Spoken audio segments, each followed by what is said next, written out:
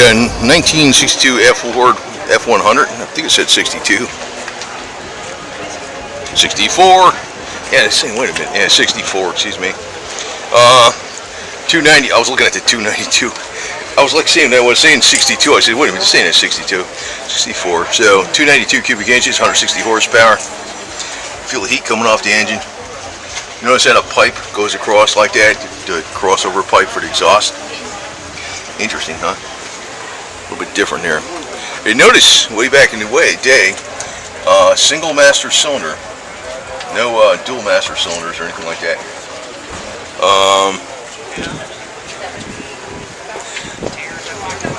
believe that's your voltage regulator there. And yeah, there's your starter relay right up there, right in the center. You can jump it right there. That makes it pretty damn easy to, jumper it if you want to crank it over or something. Just a tear for something. You pull the plugs out, you can do like a static timing on it and dwell check. So baby blue, the red stripe. It's got a nice truck bed lining in here. Nice, good quality truck bed lining. Boy, imagine if they had that back then. If you had truck bed lining back then, like, they had a lot of that stuff like that. They used to have chassis savers, been around a long time, and Cosmoline, but a